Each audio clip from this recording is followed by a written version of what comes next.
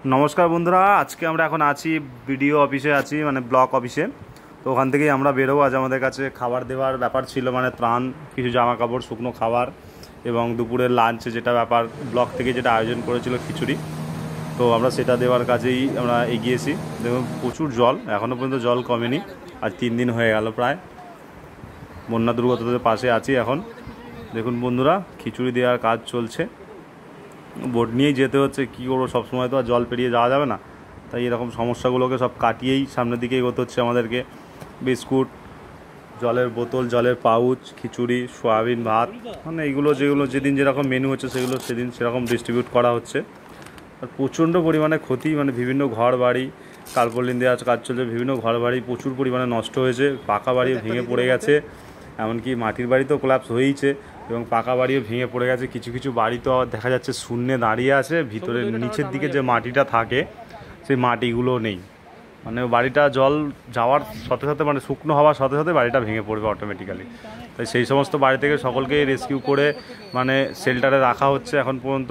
সবাই একটা বিশাল কষ্টের মধ্যে দিয়েই কাটছে, কারণ দুঃখের মধ্যে দিয়েই কাটবে, কারণ এরকম ঘটনা খুবই রেয়ার, মানে আমাদের উদয়নারায়ণপুরবাসীর কাছে, হাওড়া জেলার পক্ষে। এবার আমতা আছে সেমভাবেই, একইভাবে আমতা 2, মানে জয়পুর, ঝিকিরা, খালনা, এইসব জায়গাগুলো পুরোপুরিভাবে ডুবে গেছে। এইগুলোও খুবই ভয়, মানে একতলা বাড়ির নিচে পর্যন্ত জল, মানে পুরোপুরি ছাদের কাছাকাছি কার্নিশ ঠিকবে এরকম জায়গায় জল। মানে সেই সমস্ত জায়গায় বাড়ির লোক কিভাবে আছে ধারণার বাইরে। তাই বলবো, আতঙ্কে নয়, সতর্কে থাকুন। আগামী কিছুদিনের মধ্যেই জল নিচে নেমে যাবে, জলস্তর ধীরে ধীরে কমছে এমনিতেই। আগামী আরও 2-1 দিন পর পুরোপুরি আবার পুনরায় নতুন ছন্দে ফিরে আসবে। চিন্তা নয়, ভয় নয়, আতঙ্কে নয়, সতর্কে থাকুন। বাচ্চা এবং বয়স্কদের খেয়াল রাখুন। আগেই বলেছি, আবার এখনও বলছি, বাচ্চা এবং বয়স্কদের খেয়াল রাখুন। ছবি তোলার জন্য হুড়োহুড়ি করবেন না, কারণ ছবি তুলতে গিয়ে অলরেডি 3 জন খবর আছে আমাদের কাছে যে 3 জন জলে পড়ে গেছে এবং তার মধ্যে একজনের প্রাণহানি হয়েছে, 2 জন বেঁচে ফিরেছে কোনো কারণবশত।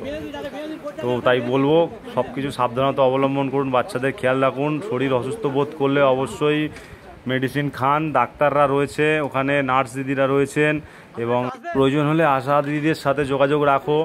কারণটা কি, ওনারাই আপনাদের দিকটা দেখছে, কারণ বেসিক্যালি রেস্কিউ করতে হলে ওনারাই নিয়ে হসপিটালে পৌঁছে দেওয়ার ব্যবস্থা করছে। অবশ্যই যদি সন্তান সম্ভব এরকম দিদি বা মা থাকে তাদের খেয়াল রাখো। যদি কোনো রকম একটু স্কিনে ইনফেকশান বা অন্য কিছু ব্যাপার দেখা যায় যাতে ক্ষতি হতে পারে, সেই সমস্ত জিনিস দেখলে ইমিডিয়েট হসপিটালে অ্যাডমিট করুন। কিছু বিষাক্ত পোকা হোক, সাপ হোক, যাই কামড়াক, অবশ্যই ডাক্তারখানা, হসপিটালে অ্যাডমিট করুন, ডাক্তার দেখান, কারণ জিনিসগুলো খুব বাজে দিকেই যাবে আগামী দিনে। কারণ এই জল মরার সাথে সাথে অনেকেই আছে, সাপ, অনেক কীটপতঙ্গ আছে যারা বাইরে বেরোবে এবং রাস্তাঘাটে চলাচল করবে, সেগুলো থেকে সাবধানে থাকবে সবাই। জল দেখুন বন্ধুরা, এখনও অনেকটা হয়ে রয়েছে, কমার কোনো চিন্তাভাবনা রয়েছে, প্রায় কমছে, অনেকটাই কমেছে, তবে আগামী দিনে আরও কমে যাবে। তাই সকলকে বলবো, সতর্ক থাকুন, সাবধান থাকুন, এবং জেলার ডিজাস্টার ম্যানেজমেন্ট এবং সিভিল ডিফেন্সের টিম সবসময় মানুষের সাথে